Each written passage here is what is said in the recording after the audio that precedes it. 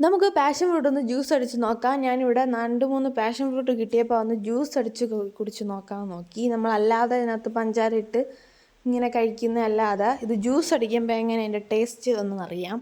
അപ്പോൾ ഒരു 4-5 പാഷൻ ഫ്രൂട്ടിൽ നിന്ന് ഞാനിവിടെ 2 പാഷൻ ഫ്രൂട്ട് കട്ട് ചെയ്തത് അതേപോലെ നല്ല ഫ്ലഷി ആയിട്ടുള്ള 2 പാഷൻ ഫ്രൂട്ട് എടുത്തിട്ടുണ്ട്. നമുക്കതിൽ നിന്ന് പാഷൻ ഫ്രൂട്ട് ബൗളിലോട്ട് നമുക്ക് എടുക്കാം.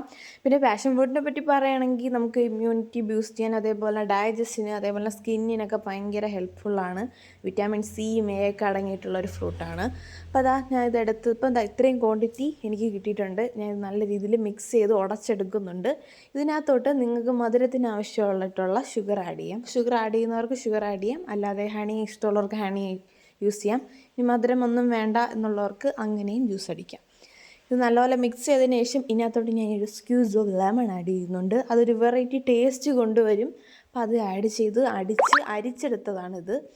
കണ്ടാൽ ഒരു പൈനാപ്പിൾ ജ്യൂസിൻ്റെ ലുക്കൊക്കെ ഉണ്ട്. ടേസ്റ്റിലോട്ട് പോകുമ്പോൾ ടേസ്റ്റ് എനിക്കിഷ്ടപ്പെട്ടു. ഒരു പുളിപ്പും മധുരമൊക്കെ അടങ്ങിയൊരു ടേസ്റ്റ്.